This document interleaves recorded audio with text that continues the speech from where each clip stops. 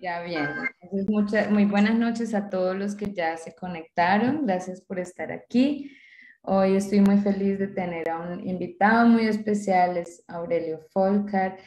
Él es nativo de Alemania, se fue hace mucho tiempo ya a Argentina, euritmista, músico, afinador de pianos, constructor de liras, luthier. em, Maestro Waldorf, tiene conocimiento también de la parte de lo terapéutico, de la pedagogía Waldorf.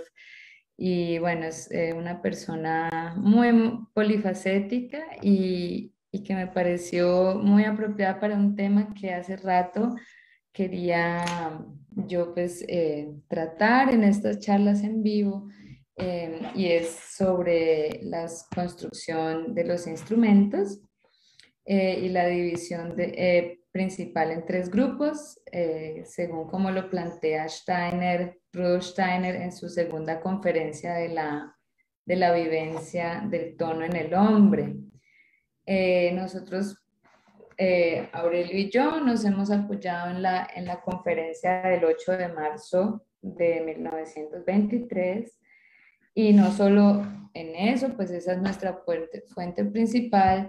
También hemos leído algunos extractos de un autor que profundizó mucho en las conferencias de Steiner, que es este señor Heiner Ruland, y él hizo muchos experimentos con el monocordio y sobre todo en la parte de los intervalos de séptima en la antigüedad, cómo fuimos pasando por la quinta y hasta nuestros días, y cómo eso va reflejando el desarrollo de la conciencia humana.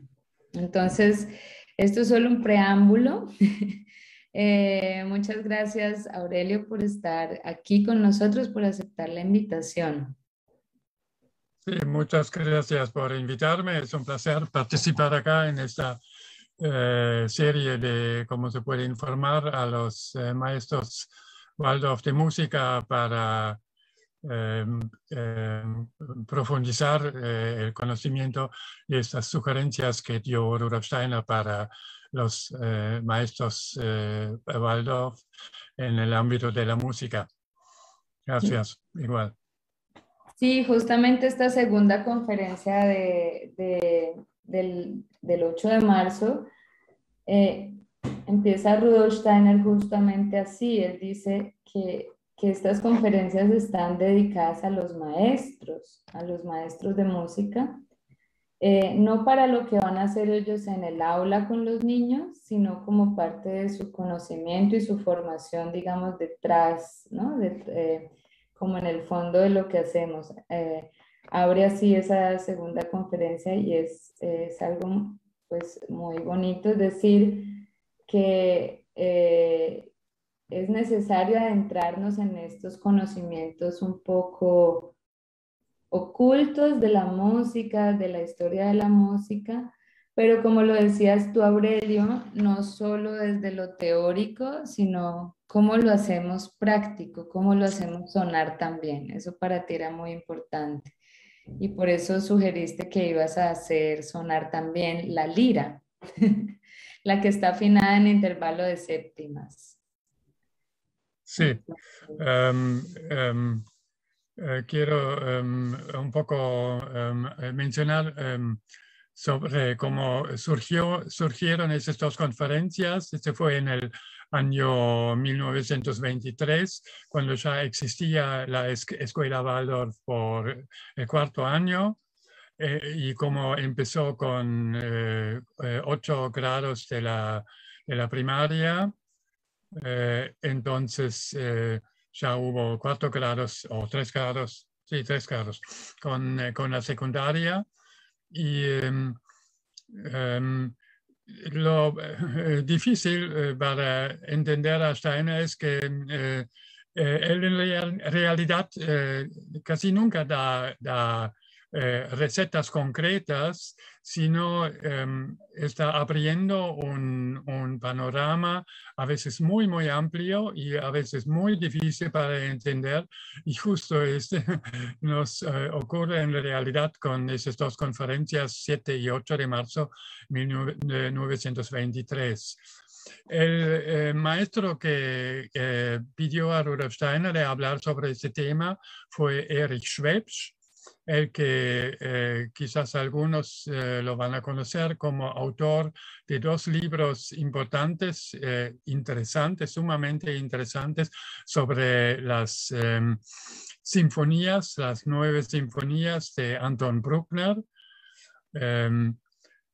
Más tarde escribió también un libro, Ästhetische Erziehung, educación estética, y yo me acuerdo que unos alumnos de esta época en sus recuerdos dicen que en realidad todos nuestros maestros fueron personajes y lo característico del equipo de esa primera escuela Waldorf fue de que la gran mayoría de los maestros que enseñaron los grados, en los 8 grados, no fueron maestros ni tenían experiencia como enseñar, ¿no? Solo Caroline von Heidebrand fue la única que tenía formación y práctica como maestra. Los otros fueron personajes ya destacadas en la vida cultural en forma muy interesante hasta hoy. Están interesantes las publicaciones de ellos o sus conferencias, ¿no? Bueno, Erich Schwebsch más tarde fue el director del seminario para maestros Waldorf futuros. Bueno,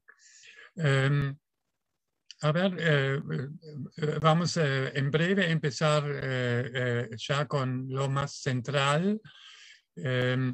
Lo que sorprendió a todos que Steiner habló de épocas pasadas de la humanidad, cómo fue la experiencia musical. Y cuenta de que en el antiguo India y más antes en la Atlántida, este continente entre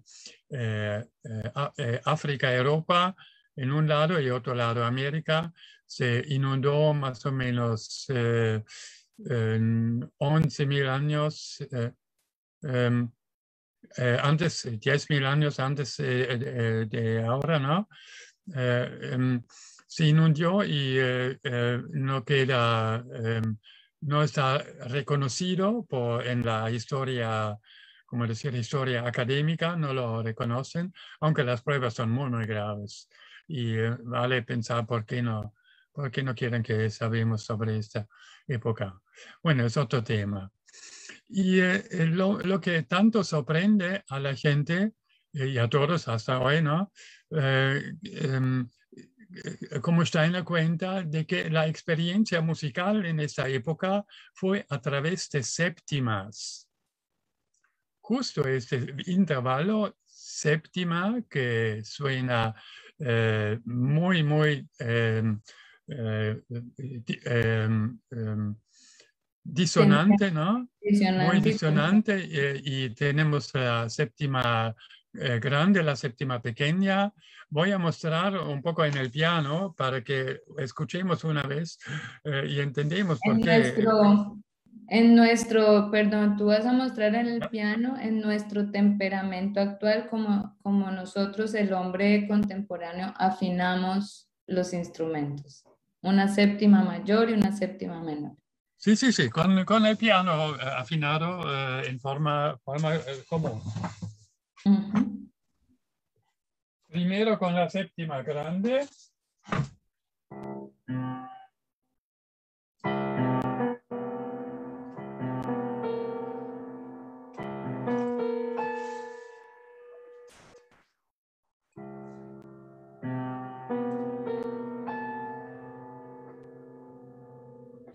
En realidad, Hola, ¿me escuchas?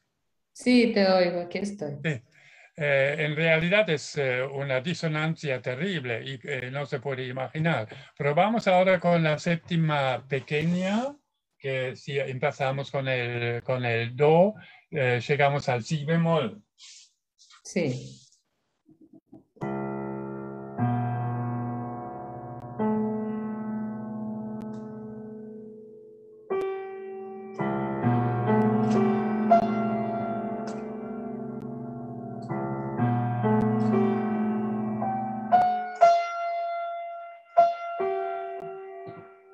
Es un poco mejor, pero igualmente es un intervalo que no se puede aguantar y, por supuesto, eh, y un músico, quizás cualquier músico que escucha este va a decir, ¿cómo puede ser? ¿Cómo puede ser este? ¿No? No se puede creer. Ujú. Pero Aunque bueno, los ya lo exploraron mucho en el siglo XX, yo creo que sí hay algo que está explorando disonancias, ¿no? Sí, para nuestro oído no se puede aceptar y no se puede entender de que esa fue la experiencia principal, de que otros intervalos más pequeños no existían, o si existían, no se puede escuchar y no se puede vivenciar por la gente, los humanos de esta época, pues también la constitución humana y la conciencia humana fue muy, muy diferente, ¿no? Lo sabemos como recién en la mitad de la evolución de Atlántida empezaron a formarse los minerales, empezaron a formarse lo que tenemos hoy como montañas y también paralelo a ese, adentro del ser humano, los huesos. Todo, Ujú. antes no fueron así duro como lo conocemos hoy. Fue una cosa totalmente diferente. También en la conciencia, en el alma del ser humano, él en realidad no sabía pensar. Pero lo que sí fue perfecto fue su memoria, que Memoria. fue muy, muy preciso, muy exacto. Y si uno fue un hombre sabio, fue el que ha escuchado mucho y no se olvidó. Nada Ujú. que ver con lo que tenemos hoy, nosotros hoy en día. Pero sí, claro, nosotros tenemos hoy la capacidad de pensar, de calcular un simple cálculo, no sé, 2 por 3, ellos no sabían de hacerlo, ¿no? Tenían que acordarse el resultado. Bueno, y después los maestros Waldorf, más el señor, ¿cómo se llama? Ernst Bindel, Bindel, un profe de matemática, él se dedicó mucho a al obrar de los números dentro de los intervalos y dentro de la música. Y él encontró que el intervalo de séptima, del cual está hablando Rudolf Steiner, no es ni la séptima grande ni la séptima pequeña, que conocemos hoy en día en nuestro sistema tonal, sino es la séptima natural. La séptima natural que se conoce, conocen, por ejemplo, los que tocan vientos, porque ellos tienen que producir la octava, tienen que producir la quinta. Estoy hablando de los armónicos. Si uno Ujú. sopla más fuerte, Por eh, ejemplo, estás hablando de las trompetas y trombón que tienen que buscarlo más conscientemente estos intervalos, ¿no? Y ahí se Eh, producen séptimas sí, naturales. para no confundirlo con el efecto de las válvulas o de la modificación del largo del De la instrumento varilla. donde Ujú. anda, más fácil si me refiero a este que se llama Alphorn. Es ese cuerno alpino que tiene 3,50 metros largo y no tiene ninguna válvula y tampoco no se puede modificar el largo. Pero con este, según la manera como uno sopla, se puede variar los tonos y esos son los tonos armónicos. Y los tonos armónicos, justo en este Alphorn se puede producir más fácil, aunque yo lo probé una vez, esa cosa larga que tienes delante de ti y quieres soplar y te das cuenta, es como una resistencia fuerte, son 3,50 metros de aire que tienes que mover, poner en vibración. Y por eso hay que soplar. En los años 70, 80 del pasado, ¿no?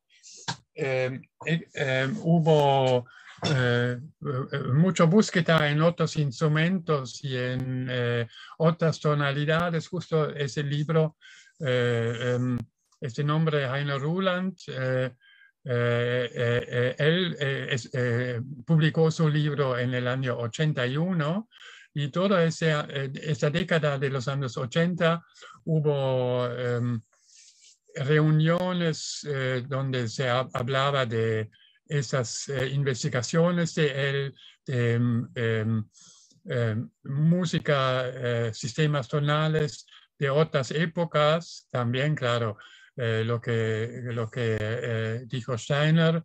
Después también paralelo a este se buscaba otra forma de instrumentos, modificaciones de los instrumentos que conocemos y más tarde vamos a hablar un poco sobre este. Pero lo que quiero ahora mostrar es, acá tengo una flauta, está conocido como flauta de cobre, es un tubo de cobre que acá abajo tiene un agujero y nada más. Y acá como funciona como una flauta traversa, yo lo puse acá algo para soplar y lo voy a mostrar cómo se escucha en forma natural esa séptima. Pero tenemos que pasar todos los tonos, ¿no? Tenemos que pasar... ¿Ya? Para aclarar, hay una cosa, el intervalo de séptima que nosotros conocemos como séptima menor es el que viene en sexto lugar, ¿no? Después del tono fundamental. Es decir, Eh, cuando ya hemos pasado la octava, luego la quinta, luego viene la cuarta y en algún momento muy lejos viene sí, la tienes séptima. razón. Y Sí, tienes razón. tienes que esforzarte mucho soplando para llegar a Sí, esa. sí, y como no estoy tanto acostumbrado, me va a salir varias veces mal, pero lo Entonces, que primero yo toca voy a el tono repetir, fundamental. Primero quizás es bueno sonar el tono fundamental. sí, lo cuento ahora en adelante cuáles son los tonos. Primero, el tono que es el más bajo, que tengo que soplar muy, muy suave, si no, si soplo un poco más fuerte, ya tenemos el primer armónico, es la octava. La octava. Primera armónico la octava, segundo armónico la quinta, Ujú. después ya viene otra octava. Tercer armónico es ya la segunda octava. Después se achica más, tenemos una tercera, Espera, tenemos la tercera mayor, otra vez después tercera. la quinta y entonces entre tercera mayor y quinta tenemos la tercera menor y después viene justo este intervalo que desde el tono básico es la séptima y Ujú, la distancia entre la quinta y esa séptima es como una segunda grande más un cuarto tono. Se ujú. encuentra esta séptima en realidad exacto entre el la y el si bemol, si tenemos el do como tono básico, ¿no? Ujú. Un cuarto tono. Y eso no se puede producir en el piano, ¿no? Por eso tengo que ahora hacer un esfuerzo para a ver cómo me sale mostrarlo ese.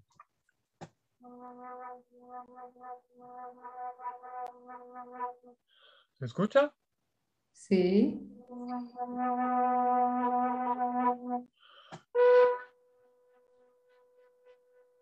Ya la octava. La quinta.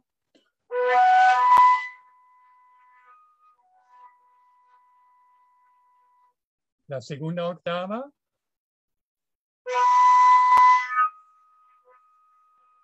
La tercera. La segunda quinta, la octava de la primera quinta. Y ahora con el esfuerzo a ver si escuchamos si sale bien, la séptima. Esa es la séptima. A ver, el tono básico y la séptima.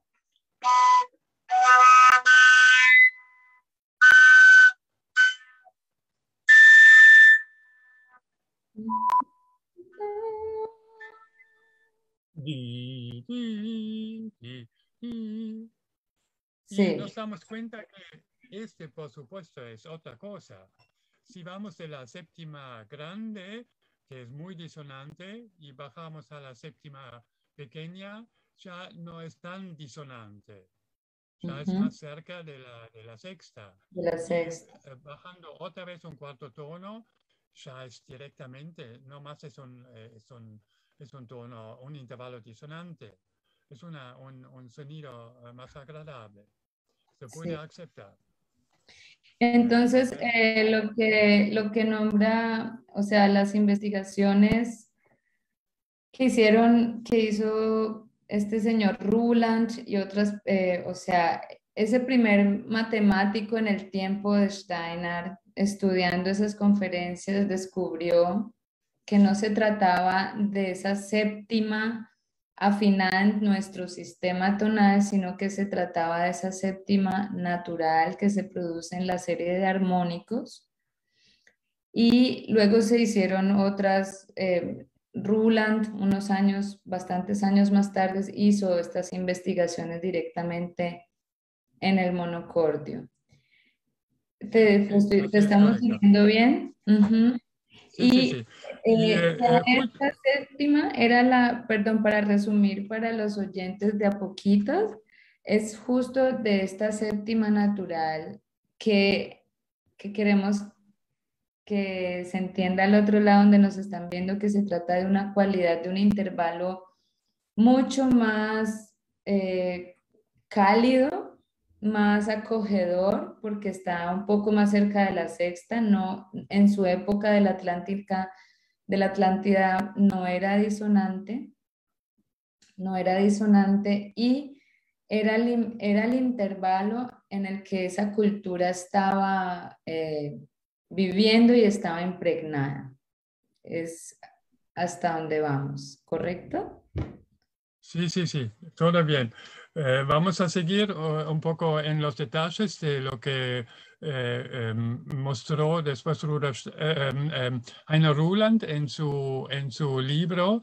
Es un trabajo concreto, teórico y concreto, para experimentar con un monocorde.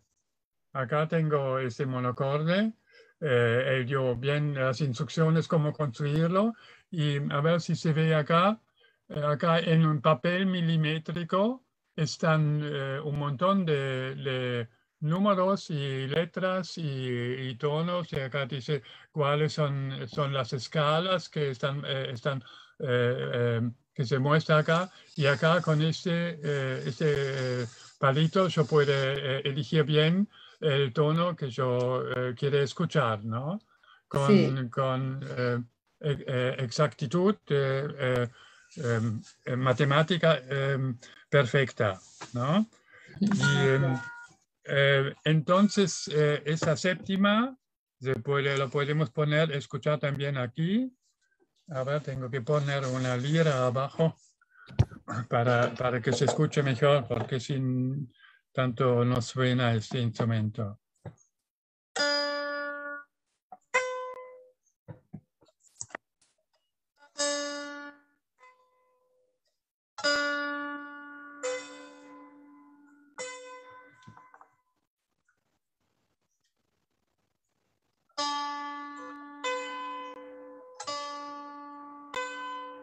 Sí, esa es esa séptima. Y lo raro que Steiner cuenta es de que esas séptimas, así como yo lo mostraba recién en el piano, no fueron cerca dentro de una octava, sino fueron como apilados. Empiezo abajo, una séptima más, y así lo apilo. Esa fue la experiencia. Y para nuestro oído es lo más adecuado de ponerlo siempre cuando estoy saliendo, ya en la segunda séptima de mi espacio de mi primer espacio de una octava, de que voy a poner ese tono nuevo dentro de la primera octava, ¿no? Entonces, Algo, y ahí, perdón ahí para la interrupción, para saber si te estoy entendiendo.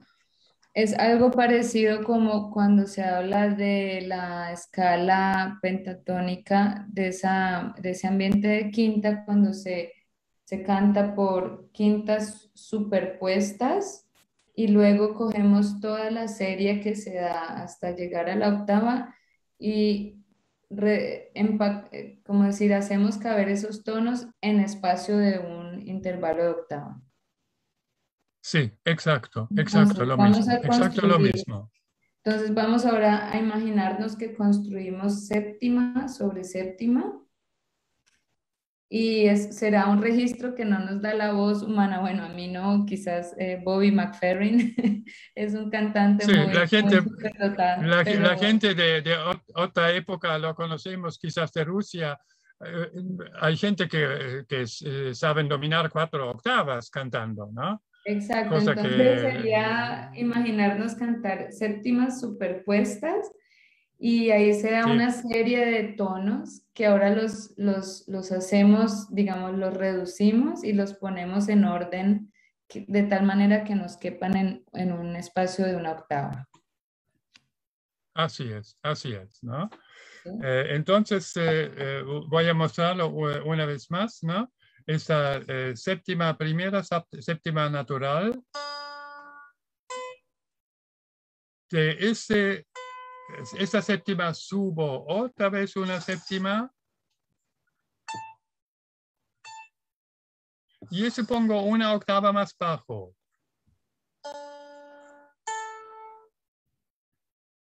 ¿Sí? Es una quinta un poco más grande.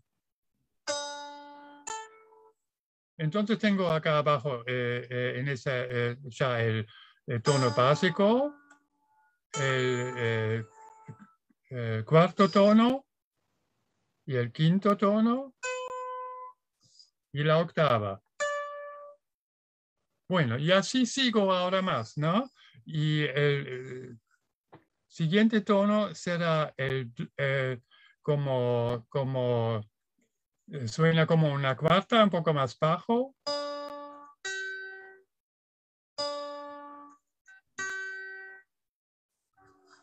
Y más bajo es este que he hablado ya recién, la segunda grande más un cuarto tono.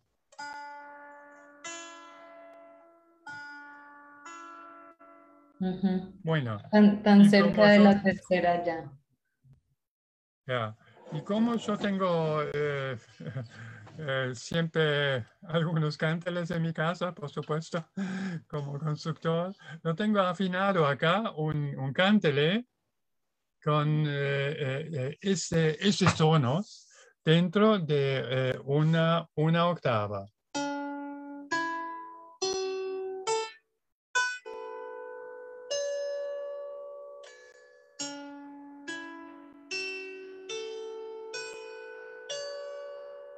Esto ya es bastante agradable, ¿no? Nadie Ujú. va a decir, quizás la primera vez uno va a decir, pero tu instrumento está desafinado, pero Sí. si uno se mete y lo escucha con interés y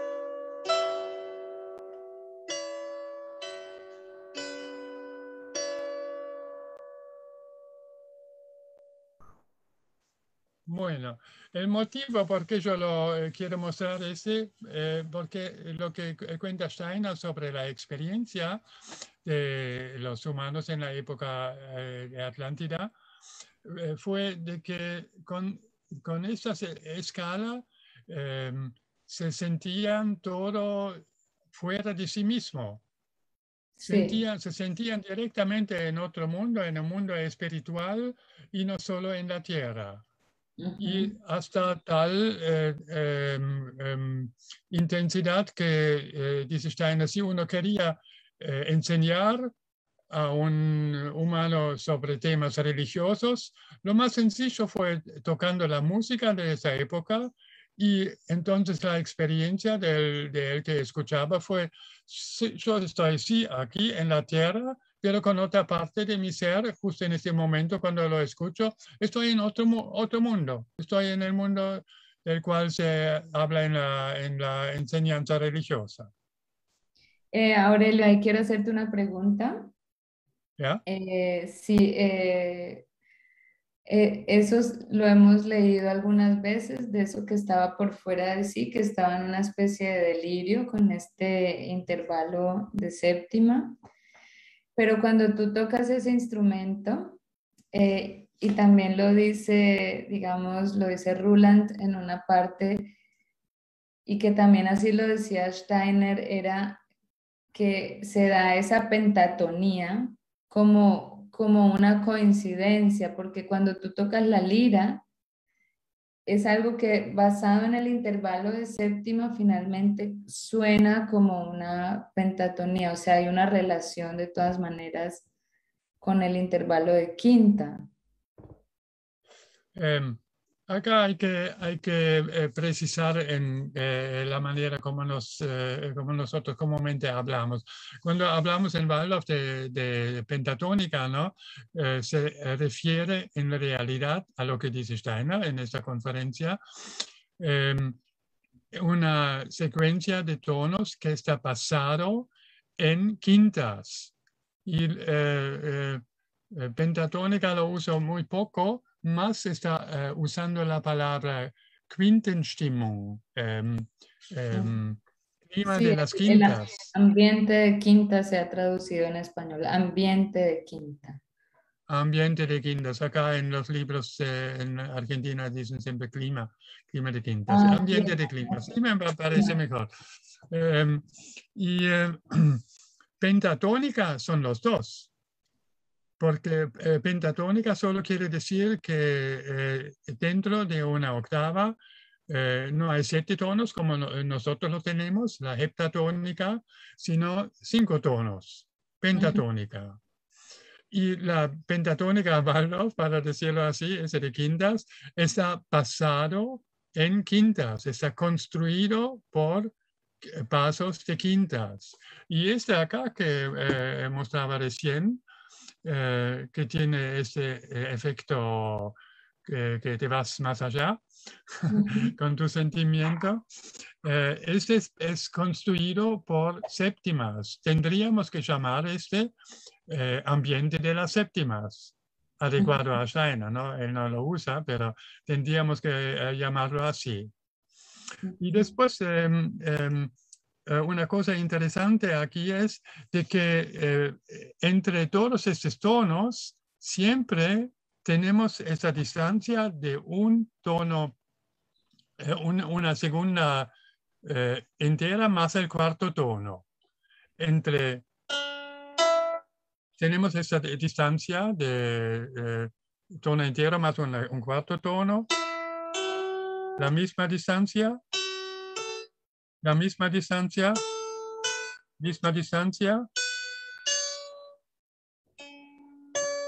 ¿no? Siempre es con la misma distancia.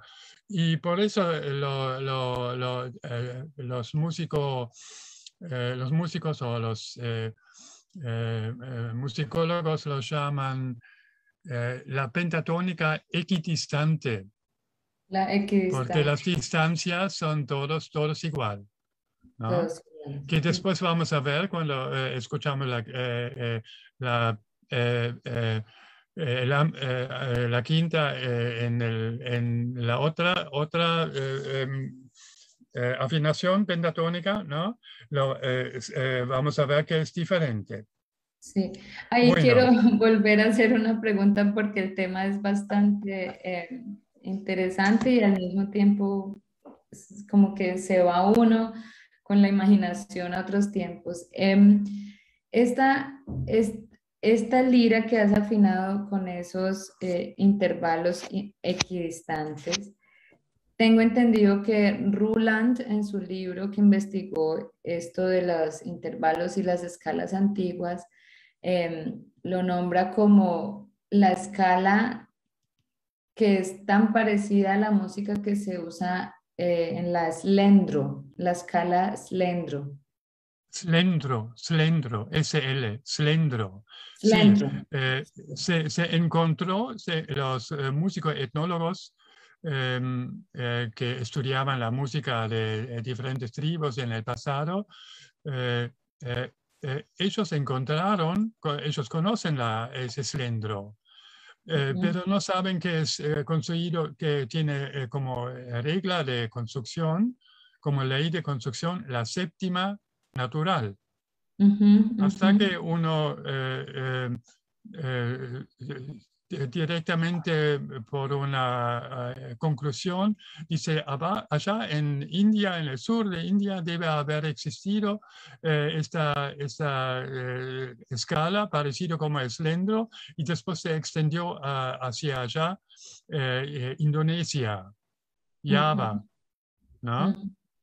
Y fue, Pero es justamente interesante ahí que cuando se habla de, cuando estamos hablando de que esa era la escala, ese era el ambiente musical en el que vivía el hombre atlántido, de la Atlántida. Y sí, luego en ese suceso que se hunde Atlántida y hay sobrevivientes que empiezan, digamos, que empiezan a poblar otras regiones del mundo, es como que se ya. hubieran llevado consigo esa música y justo encuentra ahí lo que tú dices en India y bueno, luego se va a otras regiones, justo, digamos, logra sobrevivir ese ambiente musical que nos queda en el slendro, en la escala slendro, como una reminiscencia, como un recuerdo de lo que pudo haber sido la música allá, ¿no? No, no solo es una conclusión teórica, sino este cilindro existía, lo han comprobado.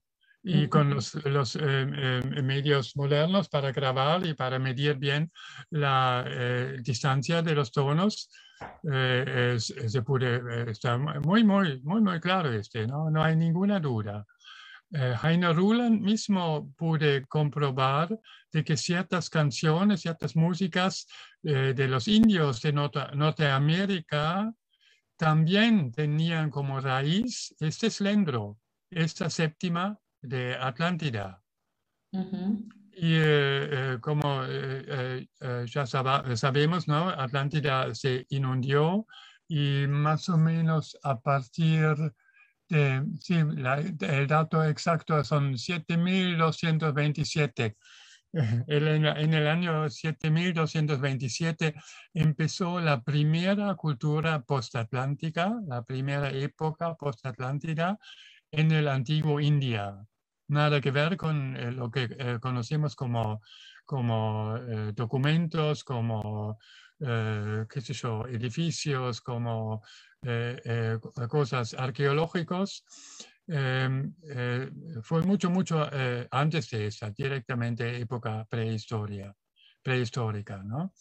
Y dice que en el antigua India la gente experimentaban la música y usaban en su música esa séptima, este sistema de séptima. ujú. Y Steiner no dice para nada cómo se puede usar pero como ya sabemos que es de una época muy remota, quizás me puede imaginar, si tienes un chico muy atrasado en su desarrollo, lo lo puedes encontrar y despertar el chico con este.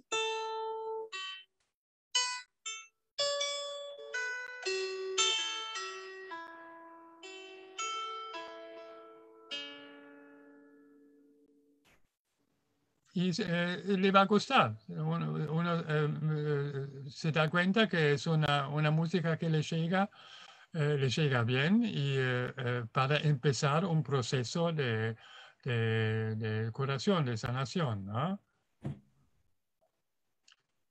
Bueno, seguimos. Aurelio, ¿No? ahí te quería preguntar, perdón, mi micrófono estaba apagado. Es decir, que tú has encontrado un camino no solamente basado, o sea, no solamente se ha quedado en lo teórico o en lo interesante de leer la conferencia de Steiner o los estudios de Ruland.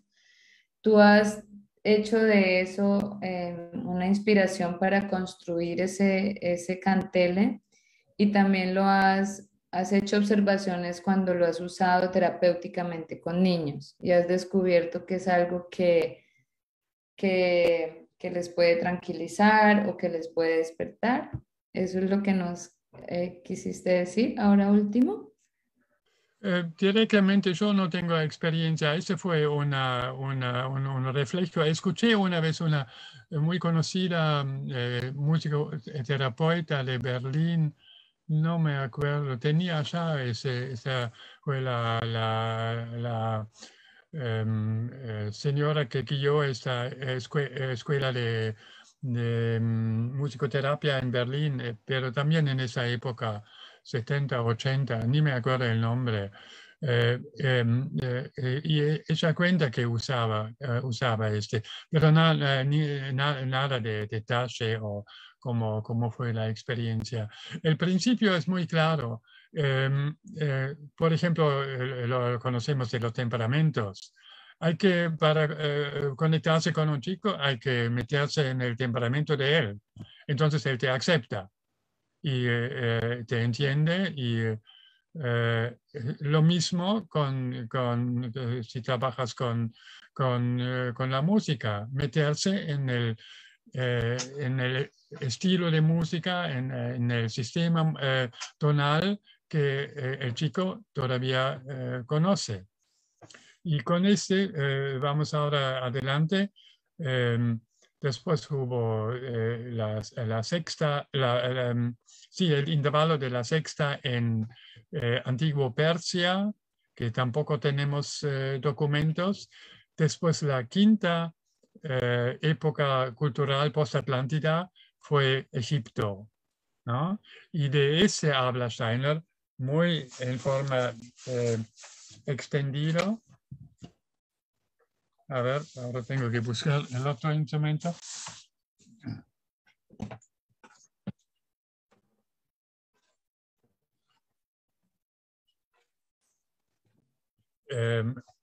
Acá tengo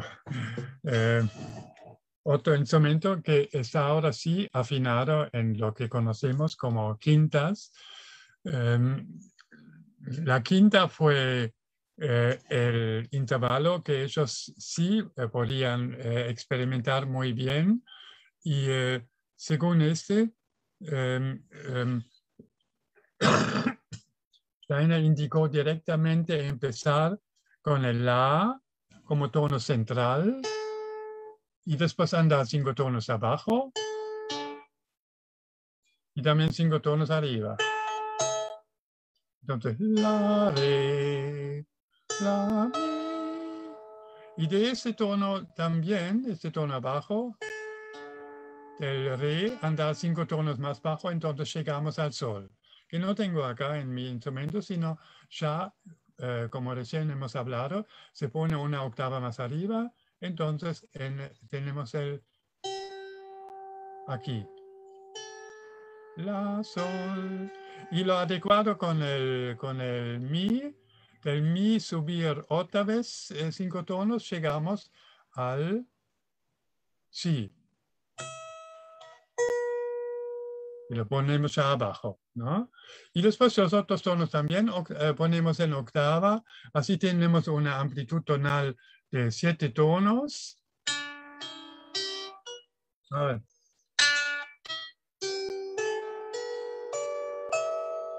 Esa es la pentatónica que conocemos. Pero tendríamos que decir, es el ámbito de las quintas, ¿no? De las quintas. Pentatónica. Y sí se oye la diferencia. Sí. Uno se da fácil cuenta que la diferencia, ¿no? Acá vemos también que la distancia de los tonos es diferente. Entre re y mi es un tono entero. Tenemos mi y sol. Falta el fa de la escala común. Falta el fa. Sol, la, si. Y después ya llegamos al, si, al re, la octava. Entre si y re también tenemos más que un tono, ¿no? Es un tono y medio. Tercera. Ujú. La tercera, Em, sí. Aurelio, te quiero hacer una pregunta, pues pensando que ya increíblemente hoy no has sentido el tiempo. Tiene que ver algo con ese intervalo de séptima, quizás, porque ya casi completamos una hora, el tiempo para hacer preguntas y yo tengo muchísimas ganas de tocar un tema que es, además de este fenómeno de los intervalos y de estas experiencias que has hecho para, bueno, de las experiencias en Atlántida y en la antigüedad y de cómo, pues esa percepción de intervalos es como un reflejo de ese yo que cada vez va entrando más en la conciencia humana, ¿no? Como decir, ahora estamos ya como pasando por un momento de la tercera y quién sabe, en algún momento pasaremos por la segunda y por el unísono. Y hay un tema que nosotros anunciamos y es esa relación, tú que eres constructor de instrumentos, entre los tres grupos principales de instrumentos con la tripartición del alma humana y esa relación del instrumento de viento, los de cuerda y los de percusión en relación al pensar, al sentir y al actuar.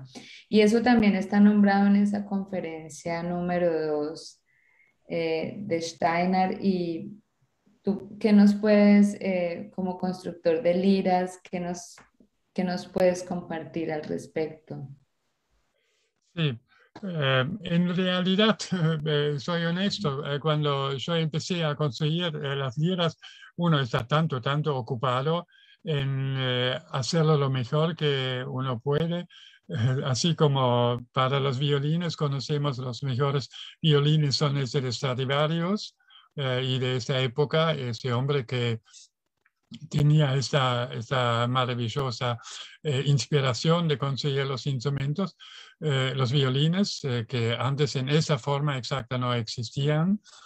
Y claro, si yo tenía también lo sentí como un gran desafío de hacer lo mejor en sonoridad que se puede imaginar. Entonces, esas indicaciones de dónde vienen los instrumentos, con qué están conectados, uno en el momento se olvida totalmente.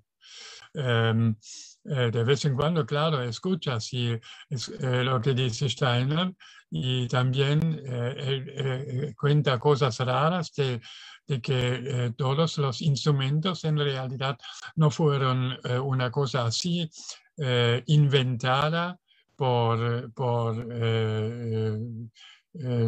la gente probándolo y haciendo música. Acordamos que los primeros instrumentos fueron muy sencillos, ¿no? Tengo acá, por ejemplo, voy a mostrar algo.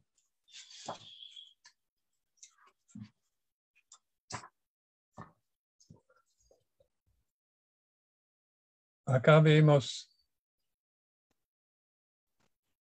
arpas muy sencillas que casi no podemos imaginar que van a sonar bien. Pero, a ver qué dice acá. Una lira, tipo lira de Uganda, y este viene de Guinea, y esa es una arpa, una reconstrucción de una arpa de Egipto. Sí. Muy, muy primitivo, pero por la clasificación que tenemos entre los instrumentos, sí, son, sin duda, son liras, son arpas, por supuesto, ¿no? Este es correcto. Este libro de Oberkogler. Oberkogler, sí, Friedrich Oberkogler, que escribió un libro muy detallado la, sobre el ser de los instrumentos musicales. Es una lástima que esos libros no los tenemos traducidos al castellano. Pero entonces es justo esa lira que tiene tanta importancia en la cultura egipcia y luego en la cultura griega de nuestra era, bueno, de la antigüedad, em, que son como la expresión justamente de lo que se dice la región media del hombre, ¿no? La armonía y lo que es todo el sentimiento, esa región donde están los brazos, lo que expresan los brazos también al tocar, ¿no? Con el arco del violín o con los dedos, como esa región media del hombre. Y luego digamos, en otros dos regiones ubicamos los instrumentos melódicos de viento que vienen más relacionados a esa dirección, a esa línea de un pensamiento, de una idea. Y luego los instrumentos de percusión, pues que están más relacionados a todo lo que es la parte de las extremidades y la voluntad, ¿no? Como esa acción. Em, ¿Cómo nosotros como maestros de música en la escuela vamos a escoger los instrumentos musicales para, para entregarle a los niños en nuestras clases? O cuando queramos recomendar a una madre, a un padre, cuál sería un buen instrumento para que su niño o niña aprenda. Sí, justo sobre esta subdivisión de los instrumentos que recién mencionaste, de vientos, de cuerdas y de percusión, este puede ser que ayuda un poco. Si pensamos, por ejemplo, en la flauta, el aire es un elemento que muy fácil se mueve y, de los temperamentos, de los cuatro temperamentos que conocemos, es muy claro que un chico sanguíneo se va a sentir atraído por esta flexibilidad y esta rapidez, como se puede tocar la flauta, ¿no? Y también, claro, tiene que ver algo con el mundo de las ideas, pero si hablamos dentro de la música, instrumento de cuerdas, melodía, de idea, de pensar, Rudolf Steiner insiste de que todavía estamos dentro del ámbito del sentir, porque si vamos afuera del sentir, nomás estamos en la música. Entonces, en todo el ámbito ancho del sentir, si vamos hacia el pensamiento, estamos más cerca, cerca sí, de la melodía y también con los instrumentos de percusión, con ritmo, compás, estamos más cerca de la voluntad, pero todavía dentro del sentir. Ese puede ayudar un poco, pero en realidad mi experiencia, porque yo desde mucho fue siempre enseñando piano, fue enseñando violín, flauta dulce. Claro, últimamente enseño la lira aquí en Argentina. Em, Mi experiencia siempre es cuando viene un chico y la madre dice, él quiere tocar violín. Yo digo a la madre directamente, déjeme hablar por favor 5 minutos, 10 minutos con el chico, yo solo, que usted no se mete, ¿no? Porque yo quiero averiguar, ¿es realmente este el deseo del chico? ¿O es el deseo de la madre? ¿O de la tía que tiene un violín para regalar? ¿O el chico tiene un amigo? ¿O recién había un violinista que dio un concierto, entonces este le entusiasmó? Y la manera como tenemos que volver un poco a lo pentatónico. Se usa hasta 9 años y 4 meses. Es el punto que Rudolf Steiner llama el Rubicon, el primer Rubicon. Y cuando el chico está pasando que cambia mucho en su situación de su alma, en su relación al mundo, tenemos que dejar absolutamente ese pentatónico. Tenemos que entrar en el mundo de la tonalidad moderna que tenemos, que está basado en la tercera, ¿no? Ujú. Y em, entonces,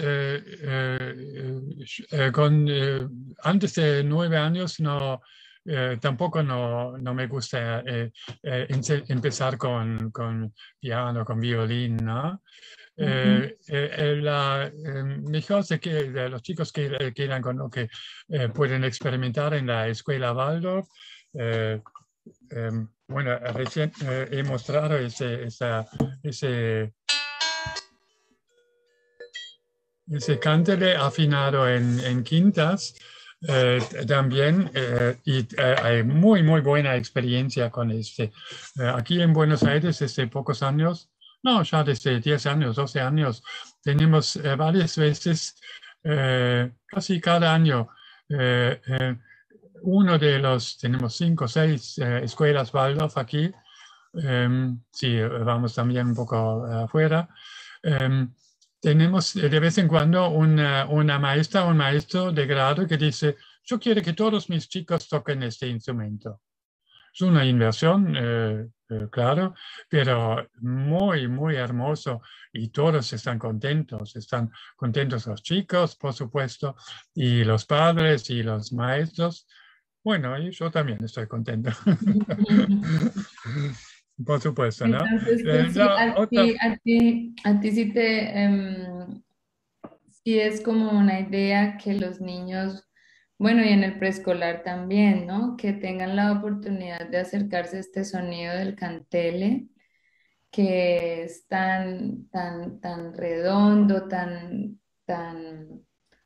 acogedor, pues en todo el sentido de la palabra también muy consonante, y estar tocando con los niños en las clases, aun si no se es maestro de música, poderlo implementar en el primer año y hasta en el segundo grado del colegio, ¿no? sí, sí, sí. Podría ser una idea en vez de, por ejemplo, solamente flauta. A veces se piensa que Sí, desde ese... este quería mostrar, justo ya lo tengo preparado, ¿no? De la marca Coroy de Europa, también en Norteamérica, hasta en Japón, en muchos países en Europa existen talleres donde se fabrica este instrumento, Coroy, que también construyen liras y otros instrumentos, violines y percusión, muchos tipos de instrumentos. Ellos hicieron esa flauta pentatónica.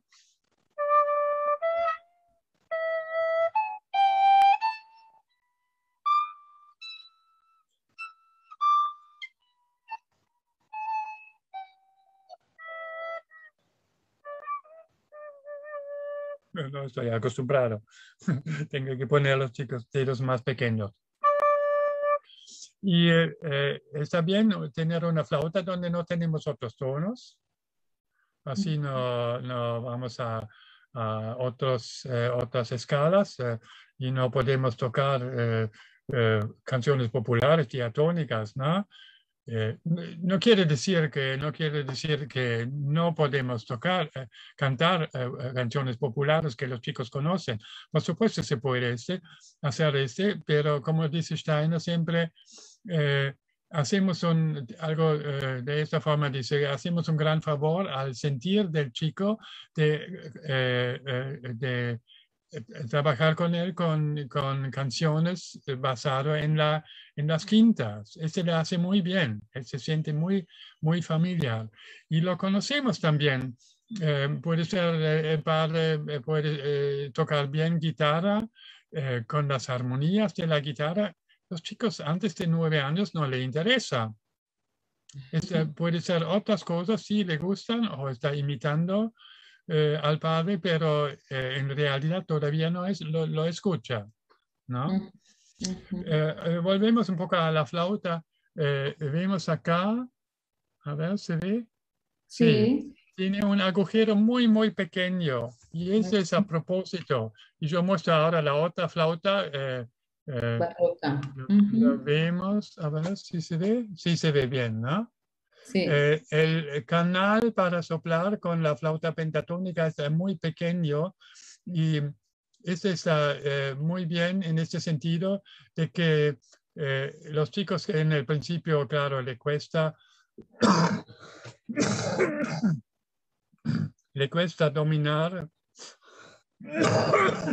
perdón, le cuesta controlar bien su respiración y la fuerza de soplar. Con el tiempo hay que aprenderlo. Y si soplamos fuerte en la flauta, más en esta flauta, ¿no? En la barroca. Se modifica tanto el tono y hay disonancias. Algunos chicos no lo aguantan. Son tan cerca los tonos y le cuesta de aguantar. Entonces, con esa flauta pentatónica, con ese agujero, con este canal de soplar más pequeño, es más adecuado. Bueno, quería todavía decir sobre los instrumentos para esta época. Otros temas importantes sobre lo pentatónico, parece otros ya hablaron en tus videos, ¿no? Las entrevistas, sí. No, siempre se puede aprender más. Creo que es un tema que ocupa toda la vida y que siempre es una gran pregunta en todas las personas, el tema del ambiente de quinta, del clima de quinta o pentatonía, ¿es lo mismo o no? ¿Y cuándo es? Y creo que podemos cerrar. Puede continuar con una idea que yo mismo salí, pero solo para tener la continuación. Cuando se termina esta época de las quintas, 9 años y 4 meses, promedio, ¿no? El maestro de música tiene la tarea de invitar y demostrar todos los instrumentos principales de la orquesta delante de los chicos, para que los chicos sí lo conocen y lo escuchan como gente que saben tocarlo, están manejando, y con comúnmente un chico que quiere dedicarse a la música, él encuentra fácilmente, por una resonancia que no se puede explicar, encuentra el instrumento que él quiere. Y ese instrumento tiene que tocar, tiene que aprender a tocar. Sabemos que cuando eliges bien ese instrumento, puede ser un buen amigo para el resto de tu vida. Es una cosa maravillosa en realidad, ¿no?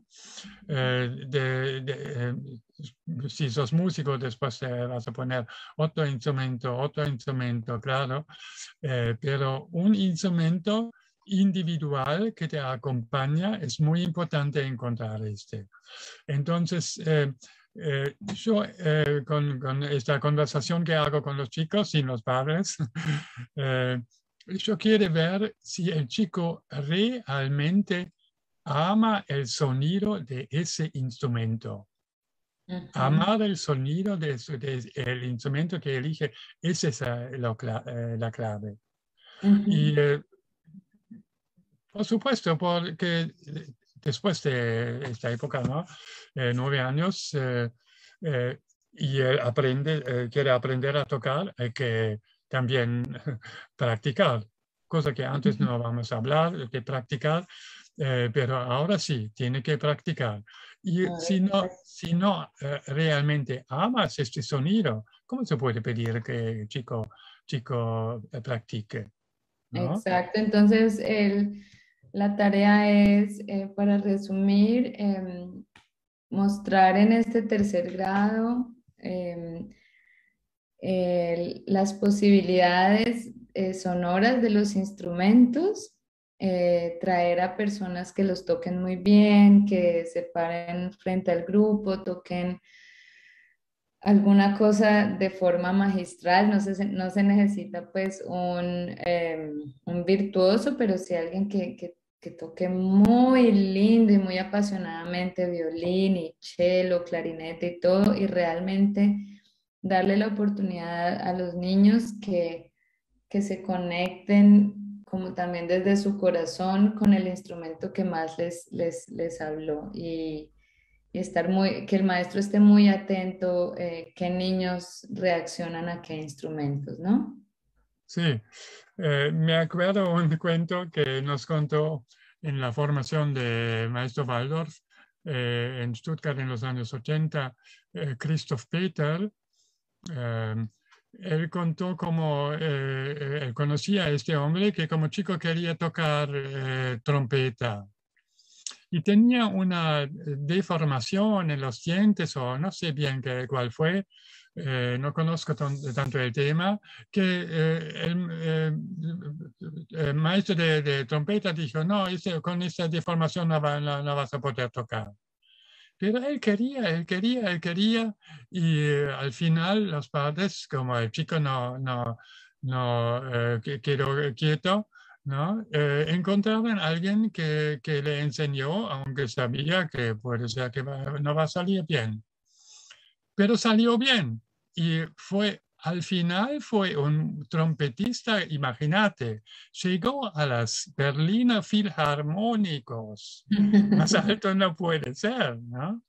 Y fue muy reconocido contra toda la resistencia de la gente en su alrededor. Él insistió que quiere hacer esto. Y a veces hay así cosas que muy sorprendentes. Me acuerdo, una vez me llamó una madre, esto fue todavía en Alemania, me contó de su chico recién empezó en el primer grado y dijo, él quiere tocar violín. Ah, mire, violín, primer grado, todavía la motricidad de la mano izquierda no está tan buena para esto y mejor sigue justo como fue en la escuela Waldorf, ¿no? Que sigue con lo pentatónico, pero después me contó, como chico, no me acuerdo, 4 años, 5 años, escuchó algo en el radio, una música, y dijo a su madre, mami, ese instrumento yo quiero tocar. Yo quiero tocar ese instrumento. ¿Qué es?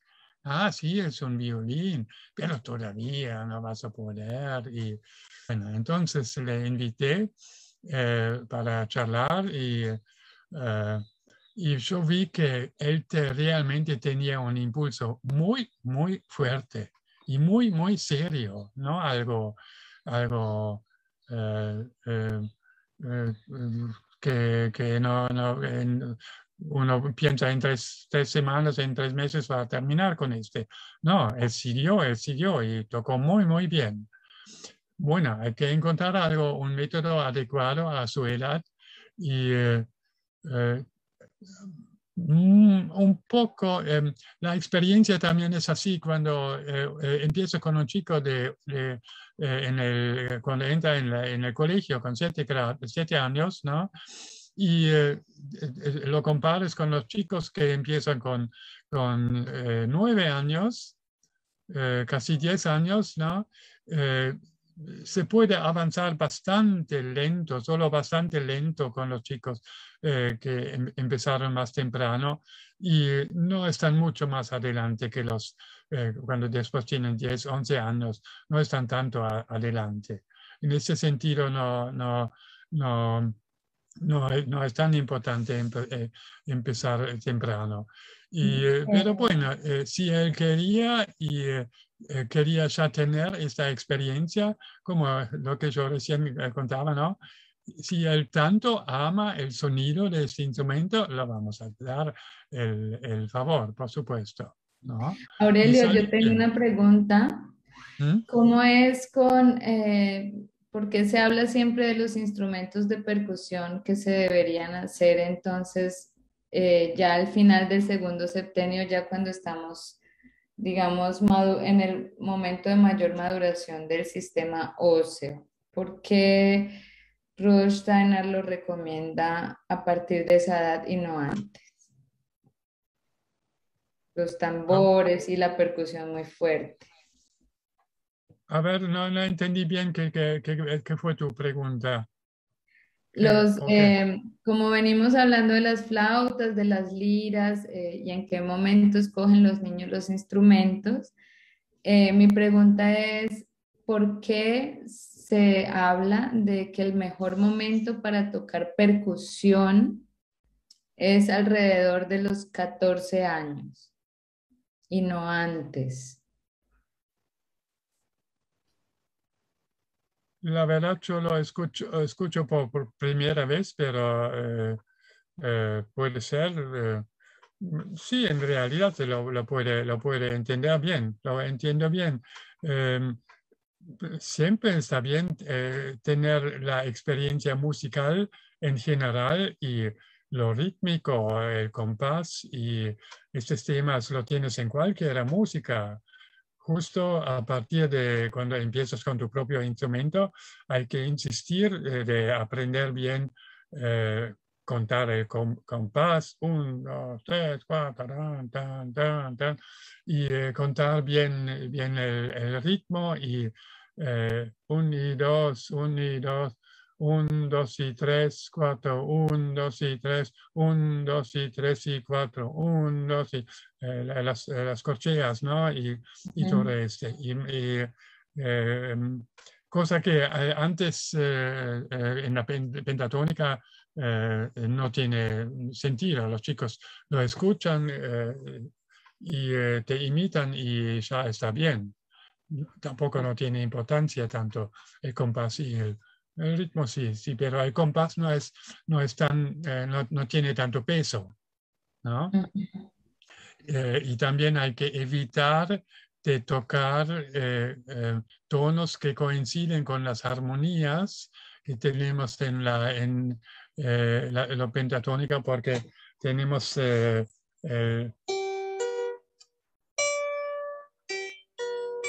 acá en lo pentatónico tenemos la armonía de sol mayor. Entonces, cuando estás haciendo una composición en ese sistema pentatónico, no caerse con el uno del compás, muchas veces en estos tonos, sino en realidad estás haciendo una canción en sol mayor, pero sin los tonos fa y do. Es Ujú, un exacto. poco un peligro, hay que saber sobre este, sí. Sí, y después, claro, con 14 es la época de la pubertad, se despierta cierto sentimiento que quizás, claro, mejor desarrollar en esta época y ya tener hasta esta edad una experiencia musical en general amplio, donde se integra sin problemas una cosa especial como tocar tambor y percusión de todo tipo. Y claro, por ejemplo, cuando enseño violín, a partir de 12 años, 13 años, se puede enseñar a los chicos de afinar su instrumento. Antes no tiene sentido. El vibrato tampoco no tiene mucho sentido antes de 14 años. Cuando entran en la pubertad, sí, claro. Es una intensificación, un aspecto de sentir más profundo el tono. Hay que respetar estos pasos evolutivos de los chicos. Sí. Bueno. Aurelio, realmente hace rato se nos acabó el tiempo. Nos extendimos 20 minutos, pero ha sido muy lindo y muy interesante. Y ahora quisiéramos dejar tiempo para preguntas que nos lleguen de nuestro público, de los que nos están viendo y escuchando en estos momentos. Entonces queremos decirles que a partir de este momento ya pueden escribir en el chat, o bueno, el chat en Facebook siempre está disponible, pero yo no lo puedo ver porque estoy ocupada, pero ahora ya puedo leer el chat. Y pues nos gustaría que escriban ya sus preguntas, aprovechando que estamos aquí con Aurelio. Y, y yo puedo, bueno, podemos hablar de las... Bueno, contame si tienes algo. Si Hay llegó uno algo. pues que le hicieron hace rato. Por favor, ¿nos puedes decir en qué conferencias de Rudolf Steiner se habla de la música en la Atlántida para poder leer más y profundizar? Sí, ese es justo esas dos conferencias, el 7 y el 8 de marzo de 1923, directamente para maestros de música en la Escuela Waldorf en Stuttgart. Acá se encuentra mucho. Después, claro, lo que Heino Ruland cuenta sobre esta experiencia de la escala Slendro, que está basado en esta séptima natural, también es muy interesante. Y sí, acá se encuentra lo más básico. Entonces, esa es la conferencia, la vivencia del tono en el hombre, se llaman así, y son bueno, la conferencia 1 y 2 del 7 de marzo y 8 de marzo de 1923. Sí, así es. Bueno, no sé si hay más preguntas. Acá hay una maestra muy querida que siempre nos sigue desde Brasil. Ella siempre está allí. ¿Quién eh, es?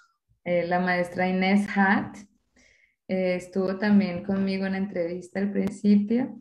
Y ella habla que ella le gusta, que hay muchas percusiones simples. No conozco todos los nombres en portugués, pero bueno, creo que son como sonajeros, también xilófonos, que son percusión, pero es melódico, eh, que definitivamente pues tienen un buen lugar en la primaria y que ella lo que cree es que Rudolf Steiner se refería más que todo a los tambores y percusiones ya muy grandes, ¿no? Como de golpe muy fuerte ya con la mano y los brazos, pues que sí requiere una motricidad y una maduración también del cuerpo físico, ¿no? Para poder tocarlos pues con exactitud. Gracias, maestra Inés, por el complemento. Sí, déjame un poco decir lo que yo pienso sobre ese. Yo lo aprendí allá en Stuttgart, ¿no? Y enseñaba en Alemania, en Austria, como maestro Waldorf, como maestro de grado. Y claro, yo me orienté totalmente en lo que es lo tradicional en Europa, en Alemania, donde estamos bastante cerca.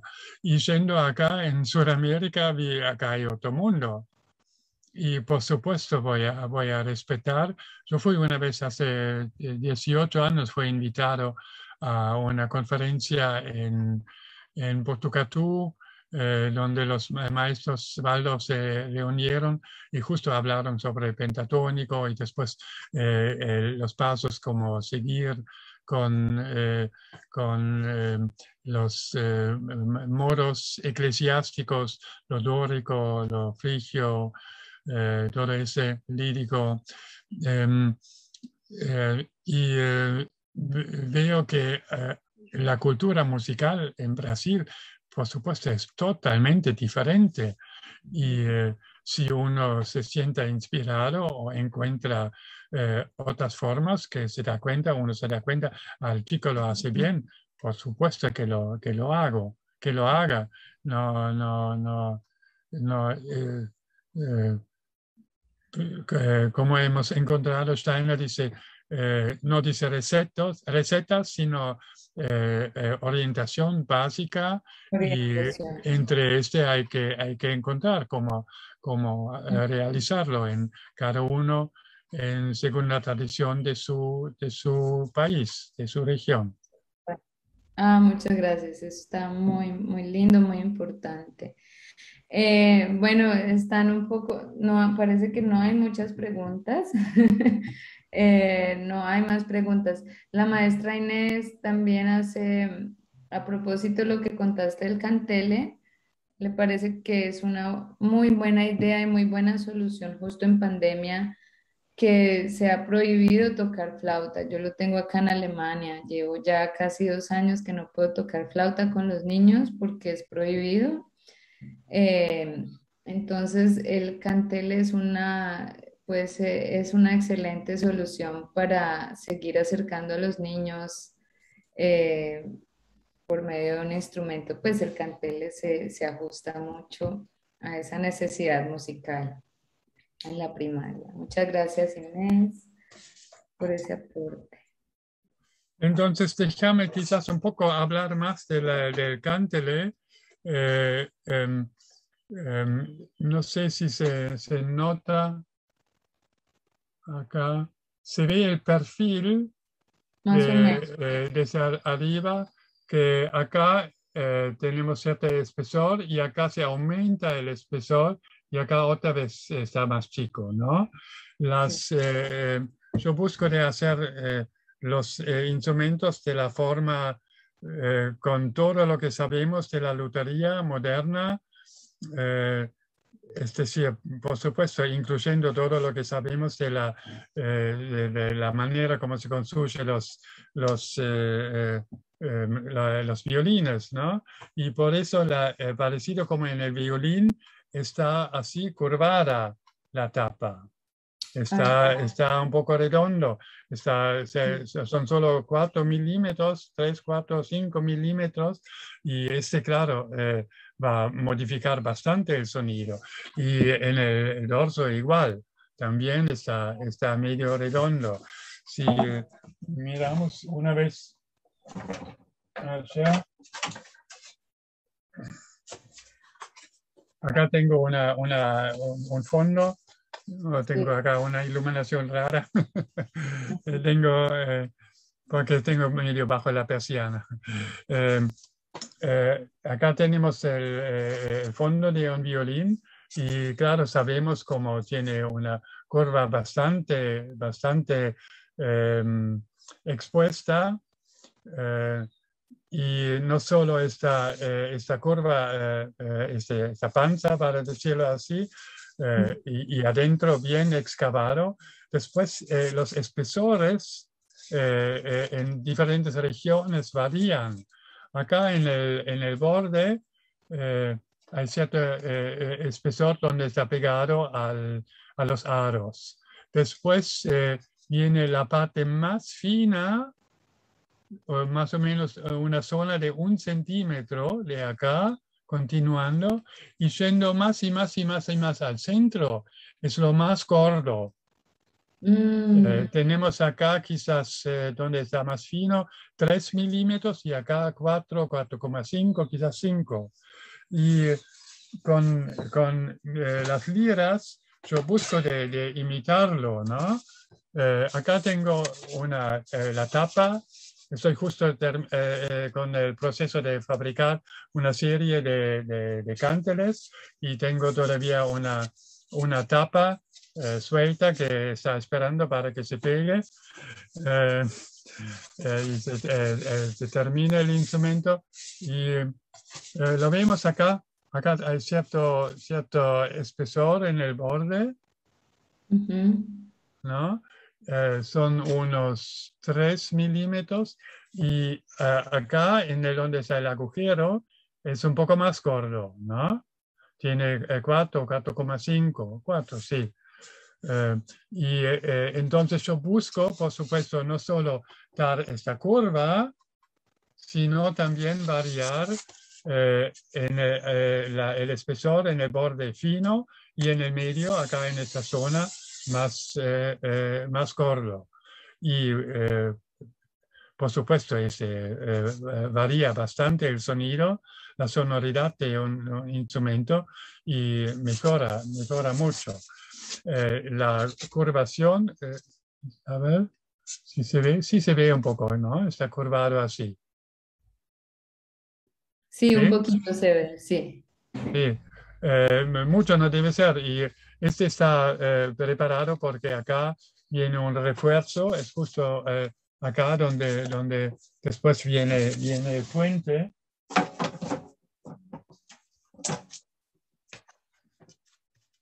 Acá más tarde se pone el puente, entonces al otro lado de ese hay que hacer un refuerzo, ¿no?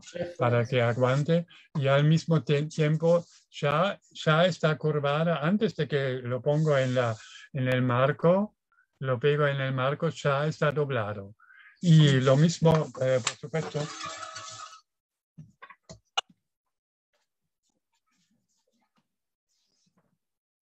también con el fondo, ¿no?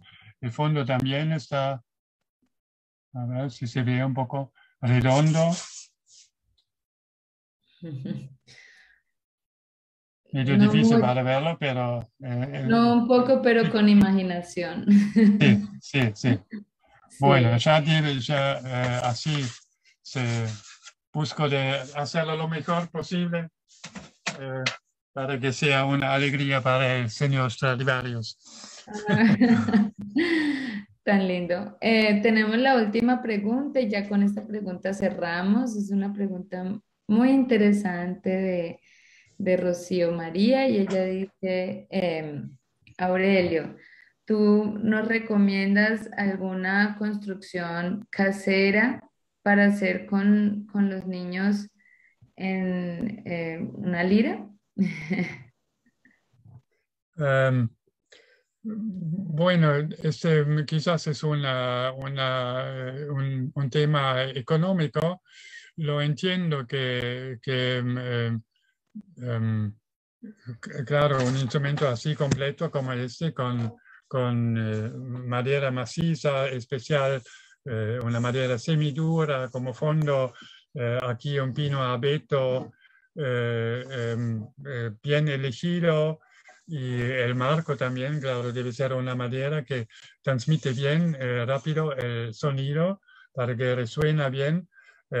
Es un tema de costos, pero yo estoy pidiendo un poco más que $100, $115. Me parece no es demasiado caro. Y No, el Aurelio. sonido. ¿Mm? Creo que la pregunta iba más en sentido pedagógico, o sea, ¿te parece como una experiencia linda para los niños construir?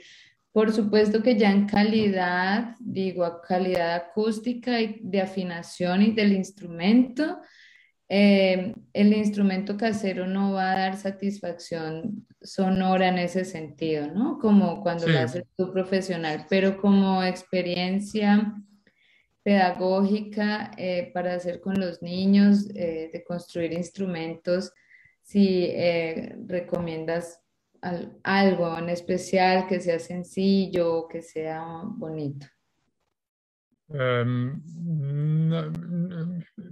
Esos constructores de cánteres abiertos sin una caja cerrada, hay muchos también acá en Argentina. Hay o hubo más en el pasado gente que lo construyeron. em, en Europa también conozco varias personas que lo hacen o lo hicieron. Em, También lo que se habló recién, tipo casero. Claro, sí, un chico de la secundaria en la enseñanza sobre artesanía en la escuela Waldorf puede hacer está bien, así tiene un sentido práctico y la experiencia para el chico es maravilloso, haber construido un instrumento. Con los instrumentos uno puede ponerse en una relación muy íntima. Yo construí una vez una lira grande, pero justo para Brasil, y hablando, le dije, mire, tienes que esperar 2 meses, y conversamos de vez en cuando por email, y después me dijo, ella haya elegido un nombre para su instrumento. Me Qué lindo. sorprendí mucho, pero bueno, un nombre está bien. Tiene obviamente una relación muy especial. Y acá en Argentina soy socio en una asociación de luthiers que somos 50, 70 luthiers que regularmente vamos a hacer exposiciones, en el momento no. Y me acuerdo una situación hace unos años, dos luthiers de violines tenían que mostrar su instrumento y querían salir de otro lugar. Y una fue una mujer, un luthier mujer de violín. Y dijo a su colega, en cierta situación, ¿no? Pero llévate tus instrumentos, son tus hijos. Son tus hijos. Me sorprendí mucho, ¿no? Que una mujer que ella misma construye instrumentos tiene una relación tan íntima con el Sí. instrumento, ¿no? Y lo entiendo, en cierto sentido lo entiendo perfectamente, ¿no? Eh, Yo nos quizás pueda contar una pequeña para Rocío María, que hizo la pregunta del arpa casera. Yo me acuerdo de haber hecho con los niños acá y con ayuda de otro maestro, que tuvo la idea de pedirle a los niños que trajeran de su casa o del mercado de pulgas o de la calle un cajón de algún mueble que ya no estuvieran usando, el cajón, porque ya estaba de alguna manera hecho el marco y el fondo de ya, madera. Y solo ah, era, digamos, poner tornillos y apretar, tensionar las cuerdas pues sobre eso para tener una experiencia, digamos, de construcción. Y allí, pues, lo que tú dices, Aurelio, es igual importante recalcar que de ahí quizás la idea en sí es muy linda y la experiencia pedagógica es importante. Sin embargo, la experiencia sonora puede ser un poco decepcionante porque ya no va a sonar tan bonito, no va a estar afinado. Entonces, puede ser un doble, ¿cómo se dice? De doble, como decimos, de doble filo, porque lo que empezó como una experiencia linda puede terminar como un instrumento que suena feo, que se deja en la esquina de la casa abandonado y que ya no se cuida, ¿no? O sea, el instrumento siempre debe ser algo que a los ojos de los niños y de los padres se cuide muy bien para que esté protegido en un lugar seguro y que se esté afinando constantemente. sí, ese es un tema que justo me gustaría que se escuche bien acá en Argentina, porque mi experiencia como maltratan a los instrumentos los alumnos como los padres, realmente es una pena. Y me acuerdo cuando yo di clases de flauta, no en escuela Waldorf público, y desde el primer grado, y tocamos con esta flauta diatónica, ¿no? Y claro, en el principio pentatónico y sin notas, todo más tarde, pero desde la primera clase siempre hicimos casi como un ritual después de tocarlo, cuando lo ordenamos, primero abrirlo bien, ¿no? Y limpiar, soplar bien. Este canal acá, cada uno tenía que buscar una pluma para que se puede limpiar bien y secar bien ese canal, porque cuando queda demasiado mojado, no, después el otro día no va a sonar bien. Y limpiar, claro, también ese otro con ese limpiador adecuado, ponerlo bien en su caja, y cuando estamos en casa, elegimos un lugar donde siempre vamos a dejar la flauta, un lugar seguro, y ninguno de los hermanos, menos los compañeros invitados, tiene derecho de tocarlo. Hay que respetarlo. Y esto, claro, hay que también decir a los padres y los chicos, por supuesto, ellos lo respetan y lo buscan de cumplirlo. Y así con todos los instrumentos. Tantos los instrumentos abandonados que encontré acá en Argentina, también pianos que afino y de esos me llaman para arreglarlo. Es una lástima, ¿no?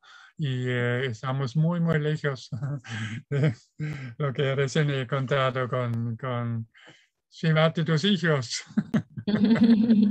Sí, para cuidarlos. Bueno, es un final muy lindo, ya nos acercamos ya a la despedida, entonces le queremos agradecer a todas las personas que nos acompañaron hasta el final, que hicieron aportes, que hicieron preguntas. Sí, muchas gracias Aurelio por participar, por darnos nuevas ideas. Queremos invitar a las personas que se acerquen a estas conferencias de música de Steiner, sobre todo a los profesores de música que son pues la base de nuestro trabajo pedagógico y de la relación pues espiritual con este trabajo pedagógico. Pero así como Aurelio llevándolo a la parte práctica también, poniéndolos a sonar, enriquecer con experiencias de construir instrumentos, siempre con la intención pues de cuidarlos más, de valorar más. Bueno, y en internet te pueden encontrar como liraaurelio.com.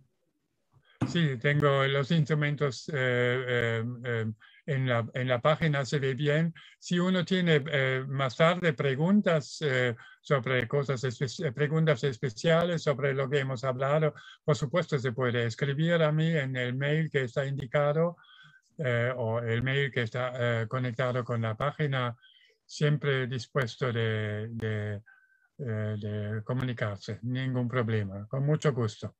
Ujú. Exactamente. Gracias por tu tiempo y gracias a todos. Hasta la próxima.